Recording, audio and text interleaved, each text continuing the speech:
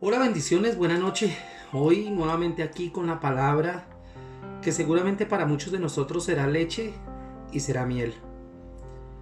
Siempre con un consejo de Dios para nuestra vida, siempre pensando que Él eh, tiene todo bajo control, pero necesitamos nosotros desde nuestro corazón, desde nuestra mente, desde nuestro espíritu, desde nuestra convicción, también creerlo, también saber que es así. Una vez se cuenta en la palabra, sucede un hecho que para mí es histórico. Está narrado en Juan capítulo 11, en el versículo 38 y hasta el 40. Y dice la palabra: Jesús, profundamente conmovido, otra vez, vino al sepulcro. Era una cueva y tenía una piedra puesta encima. Dijo Jesús: quitad la piedra. Marta, la hermana del que había muerto, le dijo: Señor, hiede ya, porque es de 4 días. Jesús le dijo: ¿no te he dicho que si crees verás la gloria de Dios? Yo creo que vivimos en un tiempo en el que nosotros no estamos absolutamente convencidos de que nuestro Dios es todopoderoso. En ocasiones inclusive nosotros mismos somos los que limitamos su poder porque somos incrédulos, porque pensamos que, digamos, que el Dios que conocimos no es el Dios que actúa hoy en nuestras vidas, quizás porque hemos visto, hemos escuchado, hemos leído, nos hemos vuelto vulnerables ante la ideología que hoy se impone en el mundo intelectual y en los medios de comunicación, etcétera. A veces logramos ser tan pasivos en medio de lo que sucede en nuestra iglesia porque venimos de un tiempo donde no nos pudimos reunir, donde no hubo unas dinámicas precisas dentro de las congregaciones de estar unidos, juntos. A veces nos apoyábamos en la fe de otro, en la fe de nuestro hermano, en la fe de quien iba a orar a nuestra casa, etcétera. Entonces hemos perdido justamente ello y nos hemos vuelto pasivos, nos quedamos sin argumentos, además porque se levantan en contra de la iglesia. Muchos ahora dicen acerca de nosotros como si nosotros definitivamente fuésemos los culpables de muchas de las cosas que están pasando, o nos exigen hacer cosas que nosotros no tenemos por qué estar haciendo y no es nuestra tarea hacerla. Además, vemos en la historia, en esta historia particular de Lázaro, de sus dos hermanas, como aunque la situación que se presenta allí de la vida no parezca que tenga una solución pronta, o probablemente esa situación ya nos haya destruido, ya haya pasado por encima,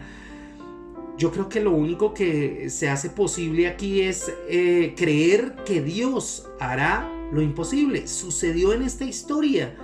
Nosotros necesitamos absolutamente solamente algo: creer, pero creer acompañado de hacer. Y ese hacer en este caso tenía que ver con quitar la piedra, quitar aquello que nos separa de ver el milagro del milagro mismo, ¿no es cierto? Hoy yo creo que nosotros necesitamos identificarnos con esta historia, necesitamos tener la convicción de que nosotros estamos a portas de ver un milagro, de ver la gloria de Dios manifestarse en medio de nosotros, de ver el poder sobrenatural de Dios actuando sobre nuestras familias, sobre nuestros hogares y sobre nuestra ciudad, particularmente sobre un país que hoy por hoy está golpeado de una manera contundente. Entonces yo le invito a usted a que vea conmigo quizás qué es lo que usted tiene que remover, qué es lo que tengo que remover para poder ver la gloria de Dios.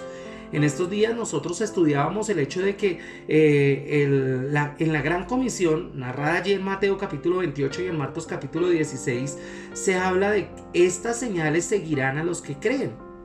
Y probablemente estamos viviendo un tiempo donde esas señales no son tan tangibles para muchos. Estoy diciendo que para algunos sí son tangibles. Hemos visto la gloria de Dios de una manera impresionante, pero hoy quiero invitarle a usted, al que quizás está en la idea aún de no creer, ¿sí? De no creer, de no esperar en Dios, de no confiar en que Dios está actuando en favor suyo y en favor de los demás.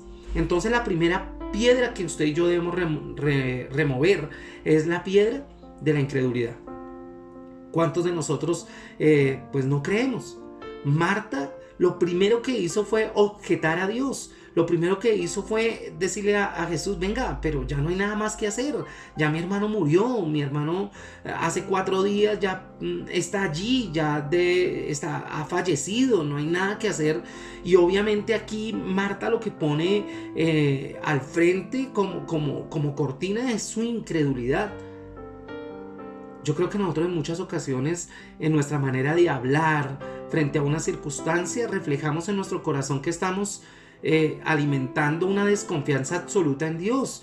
Estamos alimentando la duda, ¿sí? Este país ya no va a cambiar, esto va de mal en peor, esto no. Y siempre digamos que nuestras palabras tienen que ver mucho con lo que hay en nuestro corazón, ¿no? Siempre estamos hablando de las malas noticias y pocas veces nosotros hablamos de las cosas maravillosas y grandes que hace Dios. La incredulidad es un espíritu que viene justamente a robarte el milagro, que viene a quitar de en medio la posibilidad de que tú veas la gloria de Dios, y te lleva justamente a aceptar más bien tus limitaciones, ¿sí? Y te invita a contaminarte con palabras que tienen que ver con el pesimismo y con que las cosas definitivamente no tienen una alternativa o una solución. Nosotros no podemos esperar a que nuestras emociones y circunstancias determinen que tú crees o no crees. Guasmani, en su libro El hombre espiritual, hablas justamente sobre esa vida anímica, y es probable que nosotros vivamos más en esa área de nuestra vida intensamente que en el área espiritual. Nos mueven las emociones, nos mueven las circunstancias, pero no nos mueve la palabra, no nos mueve lo que Dios ha prometido para cada uno de nosotros. Mi hermano, nosotros no podemos esperar, nuevamente lo digo, en nuestras emociones. La incredulidad fue la única razón que Jesús mencionó como impedimento para hacer milagros. Si usted va a Mateo capítulo 13 y versículo 58, usted se va a encontrar que dice allí: y no hizo allí muchos milagros a causa de la incredulidad de ellos. Si usted no cree en lo que Dios puede hacer, si yo no creo en que Dios pueda actuar de una manera sobrenatural, no va a pasar nada. Es necesario que usted y yo creamos que Él va a actuar de una manera especial. En nuestra humanidad de pronto es imposible creer que suceda un milagro, y tal vez por eso es que nosotros, cuando tenemos contacto con la palabra de Dios, es allí donde nos fortalecemos en nuestra naturaleza espiritual, en nuestra vida espiritual, y justamente nuestro nivel de fe aumenta. Porque la palabra dice, Pablo le dice a los romanos, así que la fe es por el oír, y el oír ¿qué? La palabra de Dios. Por la palabra de Dios es que tú y yo podemos alimentar y hacer que el nivel de fe aumente. Y no es fe en que podamos recibir algo por sorteo.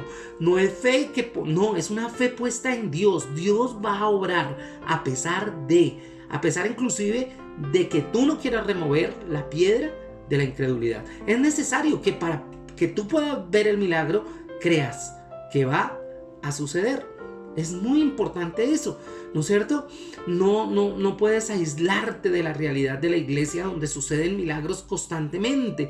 Es probable que tú no los sepas, pero sí es probable que los puedas experimentar. Si has tenido la costumbre de dejar, por ejemplo, de ir a la iglesia, de congregarte, ahorita con todo este año y largo en que tú no podías ir a la iglesia por obvias razones, pues es importante que tú tomes la decisión de volver a la iglesia, de volver a ese ambiente espiritual que te alimenta la fe para que puedas ver los milagros. Mi hermano, debes darle la prioridad a estar en la casa de Dios. Es allí donde tú puedes recibir alimento espiritual. Es allí donde tu nivel de fe puede aumentar de una manera especial. Es allí donde tú puedes sentir la cobertura de Dios. Y seguramente el estar en ese ambiente te ayudará a ver milagros sobrenaturales, milagros maravillosos. Y mire, estás a tiempo. Es tiempo de levantarte, es tiempo de creer en las promesas de Dios. Es tiempo de que tú puedas bendecir cada una de las áreas de tu vida, apropiándote de la fe que en Dios puedes lograr obtener. Pero no solamente la incredulidad. Hay una segunda cosa que tú tienes que dejar de lado, que tú tienes que abandonar y tienes que renunciar, y es justamente la pasividad, el estar quieto. Mucha gente espera que todo llegue y ya, y no. Requerimos nosotros que no solamente haber escuchado que Dios puede obrar de una manera especial. Necesitamos que nosotros en tiempos de adversidad podamos descansar en Dios, pero debamos movernos porque la palabra de Dios es acción. Dice la palabra en Juan 1:1 que Él es el verbo y el verbo tiene que ver con acción. Nosotros no podemos estar pasivos en medio de una batalla como la que estamos viviendo. Sí, probablemente algunos nos quieran ver en las calles y la gente quiera vernos en las marchas. Y efectivamente hemos hecho acciones de oración en las plazas, hemos hecho acciones de oración en lugares estratégicos de nuestras ciudades aquí en Colombia. Sí, pero nosotros tenemos que movernos viendo cómo el milagro de Dios se obtiene a través de ello, ¿no es cierto? Vamos a movernos, a obtener la bendición que precisamos en este momento, ¿sí? Entonces, mire, mi hermano, digamos que nosotros necesitamos, para poder recoger la cosecha, ¿sí? La cosecha es un milagro de Dios que se dio desde la siembra de la semilla hasta ver el crecimiento de la planta y ver cómo el fruto brotó. Pero el fruto hay que recogerlo para poderlo ¿qué? Consumir, mi hermano, consumir. Nosotros no podemos dejar que otro venga y recoja el fruto de lo que nosotros mismos hemos sembrado y a lo que Dios le ha dado crecimiento. Nosotros tenemos que ir y conseguir el fruto para podernos alimentar de él. Nosotros nos tenemos que mover, ¿sí? Yo creo que quien movió la piedra tuvo que moverse hasta la entrada del sepulcro para mover la piedra y que Lázaro pudiese salir de ese lugar. Entonces necesitamos dejar la pasividad y movernos. No podemos dejar que todo salga al azar, a ver qué da el gobierno, a ver cuál es el auxilio, a ver, ¿sí? A ver qué ganamos con esto. No, venga, a ver qué hacemos, ¿sí? Y lo que hacemos determina también lo que conseguimos. Mi hermano, una de las únicas formas en que tú y yo no rayamos en la pobreza, no rayamos en la miserableza, es trabajando. Si tú trabajas, el fruto de tu trabajo será una bendición para ti. No sé si tú estés pensando que hacer algo o no es la voluntad de Dios. La voluntad de Dios es que tú lo hagas, es que tú trabajes, es que tú te muevas. Si tú entregaste tu vida a Jesús, naciste para ser victorioso. Si tú entregaste tu vida a Jesús, tú estás diseñado para vencer, para conquistar, para luchar. Mi hermano, tú tienes que poner de tu parte para que las cosas y sobre todo el milagro de Dios suceda. Pondrán las manos sobre los enfermos y ellos sanarán. Mi hermano, hay que poner las manos y para eso hay que moverse. ¿Sí ve?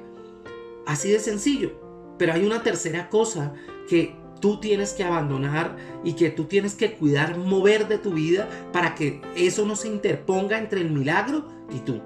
Y es argumentar siempre. Siempre tienes una excusa, siempre tienes algo que decir, siempre estás colocando de por medio una situación, ¿no? Mi hermano, usted tiene que ir por el milagro. Pero si usted siempre está argumentando, siempre está diciendo, no, eso ya no va a pasar nada, ya se murió, ya lleva 4 días, ya debe oler feo, además hay una piedra, ¿quién la va a mover? Hermano, siempre argumentando, pero cero de actuar. La gente está inconforme con lo que está pasando en el país, pero ¿qué estás haciendo tú por el país? Desde tu posición, desde tu lugar. Probablemente tú digas, no, yo no salgo a marchar porque eso es peligroso. Bien, listo, estamos en lo correcto. Pero desde tu posición, no de salir a protestar, desde tu posición, ¿qué estás haciendo para que el país sea diferente? ¿Qué estás haciendo desde tu posición en la iglesia? ¿Qué estás haciendo desde tu posición en el gobierno mismo? A veces a mí me aterra cómo nuestros gobernantes hacen silencio ante todo lo que está pasando. Mi hermano, si alguien es necesario que en este tiempo se mueva, son quienes legislan, quienes gobiernan, quienes hacen, ¿sí? Pero no robando más. Estoy hablando de aportar a la solución de lo que necesitamos como país. Y eso a veces los argumentos, no, es que eso no nos corresponde, eso le corresponde a, no, eso nos corresponde a todos. que los médicos han puesto su parte desde su lugar. Estamos en medio también de una pandemia y yo tengo personas allegadas que han trabajado y se han dobleteado 2 días seguidos trabajando, haciendo horarios impresionantes. Ellos están haciendo su parte. Desde el área de la educación veo cuántos maestros durante todo este tiempo de pandemia han aprendido a hacer pedagogía, didácticas nuevas para que los chicos puedan aprender, ¿sí? Y hoy tengo que hacer honor a ellos, honrarlos a ellos porque han hecho su parte también en esta área. Bueno, cada uno debe hacer su parte. Deje de argumentar, deje de opinar. Cualquiera opina, pero pocos hacen.